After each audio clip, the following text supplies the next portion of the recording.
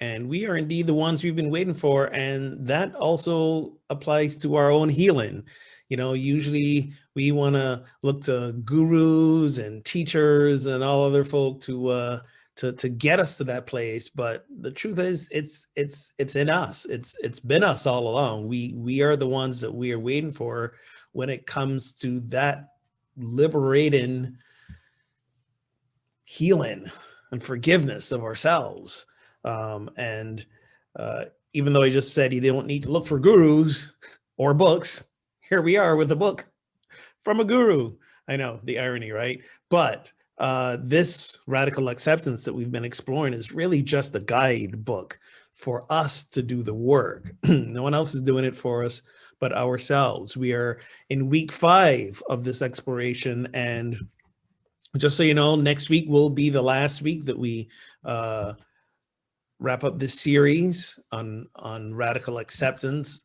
And if you're just jumping in for the first time, head over to our YouTube channel because we got the previous 4 talks, grab the book.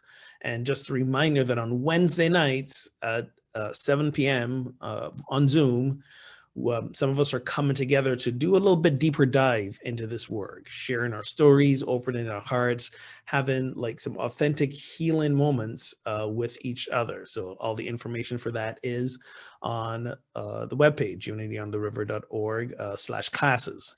So hope you can join us. So to quick recap, bring up to speed, we've been talking about this radical acceptance and awakening from this trance of unworthiness that we find ourselves in. We all, at some point or the other, find ourselves in this place of feeling like we're not enough, we're not good enough, or we just not enough, period. You might have felt it today already, and it's like, just 10 a.m. if you're watching this Sunday morning.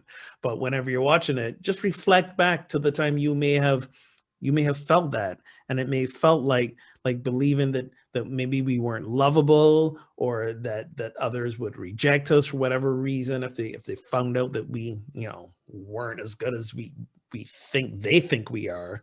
So whenever we're in that place, we are caught in unworthiness. And the way we step out of that trance of unworthiness is through this process of radical acceptance. And there's really 2 aspects to it. There's mindfulness and there's compassion. And so far in the series, we've been exploring the mindfulness aspect of it. The idea of pausing, checking in with our body, truly feeling what's going on in the body, because the body really tells us the truth about how we really feel about what's going on. And when we can accept what we feel about what's going on, then we can really take a look at transforming those feelings. Begins with acceptance, begins with realizing that the feelings come from the unhealed, wounded places within us. When we can accept that, we can begin to love those parts, forgive those parts, heal those parts, so that when we find ourselves in situations like this again, we are no longer triggered as easily, or we don't stay triggered as long, and we can truly then step into the next phase of this, which is about compassion. And when we talk about compassion, that's another word that gets thrown around a lot. For the purposes of this book and for this journey, when we talk about compassion, we're really talking about being with, feeling with, even suffering with the other or ourselves. It's this sense of walking beside another as they're going through whatever discomfort, trauma, whatever. That's what compassion means, to be with. And when we are on this journey of true healing and radical acceptance, in order to cultivate compassion, we have to realize that the goal is not to avoid suffering, but bring attention to the suffering that we have. Why? Because there's always going to be pain and suffering in our life. That's not bad news. As we shared before, pain is just pain. We ascribe a negative or give a negative meaning to pain and make it something we want to avoid because it hurts and reminds us of loss. and we don't want to feel it, but pain is just pain, and we feel the pain again because they're wounded, unhealed parts of us that get triggered. And when we can bring attention to it and the fear that it generates, and begin to lean into it instead of rushing to avoid it and distract ourselves from it, that's when the true healing begins. That's when radical acceptance begins. And that's when we can begin to truly find compassion for ourselves and then others. So if you are like me sometimes and you are caught in that place of self-judgment, you are your own worst critic. People tell you all the great things about you and how much they love you, and you just not buying it. You not believing it. You come up with a list of, if they only knew, fill in the blank about me, that they wouldn't be saying those things. We get in this self-judgment part. We make our way in the world, and we tell ourselves what we did wrong, and why we aren't doing better to be successful. When we get stuck in this self-judgment, compassion is how we begin to free ourselves from it. Have you ever noticed that we are very quick to offer others words of kindness and understanding when they're in a place of beating up on themselves, and we comfort them and tell them, no, here's how I see you. And we extend that open-hearted love and truly tell them and share with them all the good that they are. But yet some of us find that excruciatingly difficult to do it for ourselves. Why don't we offer ourselves those same words of kindness and understanding that we give to others? Maybe because we don't believe we deserve it ourselves, because we are stuck in that self-judgment. So compassion with ourselves begins by treating ourselves as we treat others. You know that golden rule, do unto others as you would have them do unto you? Well, let's reverse engineer that. Do to ourselves as we would do unto others, the kind way. Extend yourself that same patience and love and seeing the good that you do in others. Sometimes, for whatever reason, we believe that we deserve to be punished for some reason. You know, some of us may have grown up Catholic or in a traditional Christian environment, and that idea is still embedded deep in us, right?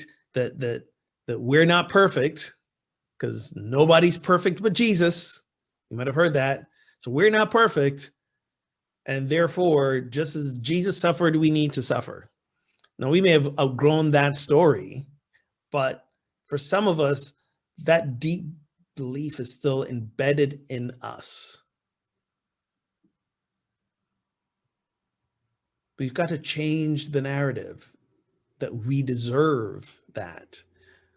We deserve the love that we truly are. We deserve to treat ourselves with exactly the same, again, love and kindness and support that we extend to others.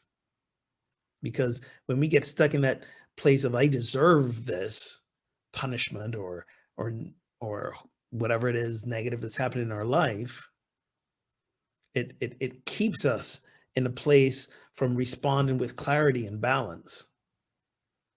In the book, there are a few passages that really speak to this, and they're scattered throughout the chapters. So I've compiled a few, and I invite you to truly listen with an open heart right now.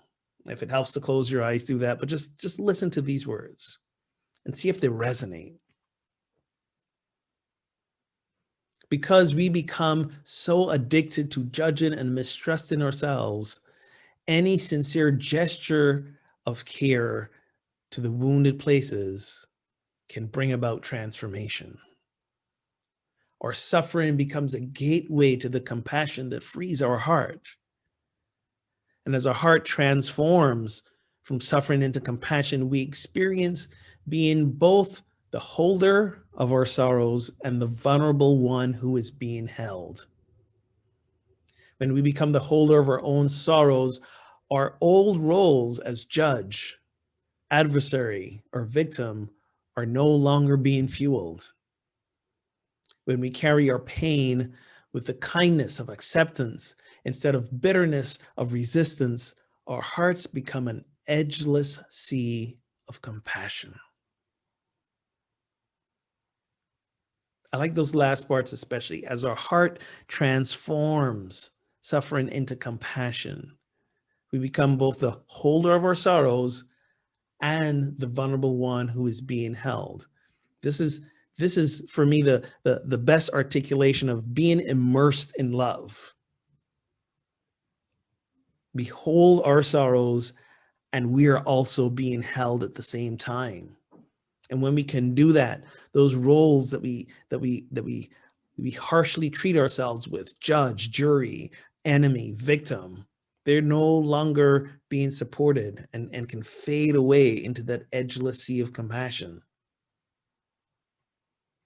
When we can be in that place, then we can begin to extend it to others, genuinely extend it to others. We can all do kind acts because they're the quote unquote right thing to do, but can we do it truly from that place of open heartedness? When our hearts are open, we can then accept others with compassion, and we demonstrate that compassion through kindness. And sometimes the act of kindness triggers us to really look at resentments we might still have. I'll give you a perfect example. And I think I shared this story before. I don't remember. This past year, time has lost meaning. So sometimes I think, oh, I got to tell him this story. I'm like, wait, did I tell him this story already? I don't remember. Either way, a couple months ago, I'm in the Stop and Shop in Amesbury, walk out with my groceries, throw them in the trunk of my little car. I'm getting in my car, and as I'm about to start my car up, I noticed the car next to me, the guy's trying to turn the engine over and it's just not catching. It's like, just not starting. So I'm like, oh, this dude needs a jump. I think I can do that. I don't have jumper cables. Maybe he does. So I get out of my car to ask him, do you have jumper cables? Do you need a jump? So I get out of my car, and as I look over and I'm about to ask him, he doesn't see me yet. As I'm about to ask him, it's him. There's a woman sitting next to him. I assume it's his wife, girlfriend. I don't know. But I notice sitting in the backseat of his car is a MAGA hat. The red hats, make America great again. And as soon as I see it, I make about 4,000 assumptions about who he is, who she is, what they believe. And very quickly, those assumptions turned into me making them the enemy. Because if they support that movement, that means they're racist. Like, I just went there, and I went there fast. Like, it even surprised me how fast I went there. And I stood there, and they hadn't noticed me yet. And I said to myself, I could just get back in my car and just back away, and no one will know otherwise. And then in that moment,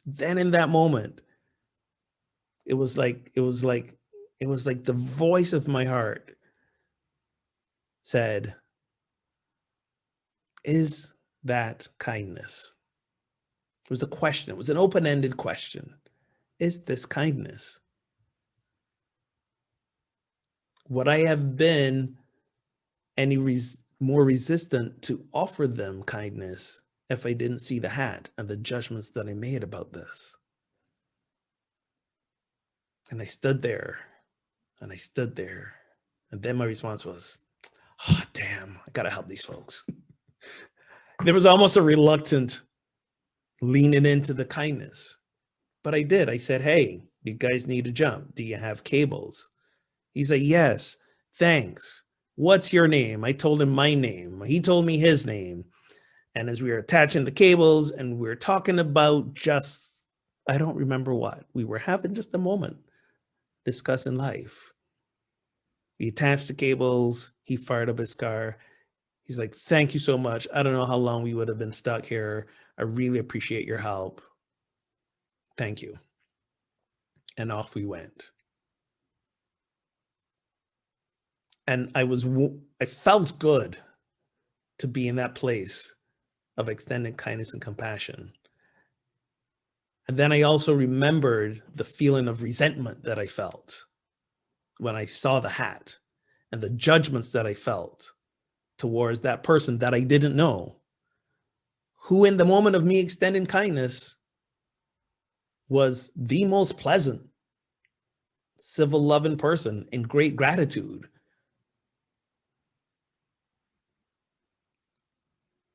It invited me to look at where I was with my feelings, my assumptions, my judgments. It was a moment of compassion and kindness that turned itself back on me. And then I had to, in that moment, step back from judging myself harshly for judging them and extend the compassion towards myself. And to be clear, extending compassion and kindness doesn't mean we agree with a person's philosophy or where a person stands in life.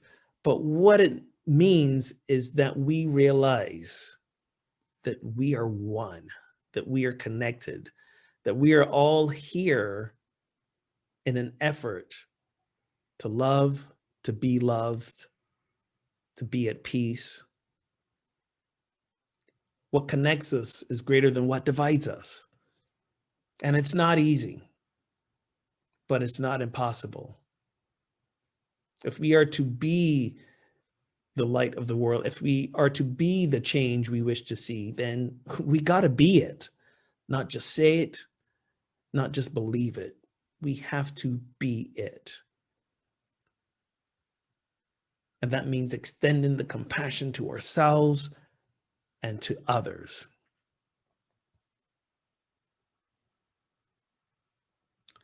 There's a powerful prayer in the Buddhist tradition called love and kindness prayer. And this prayer, meditation almost, is designed to focus benevolent and loving energy towards ourselves and to others.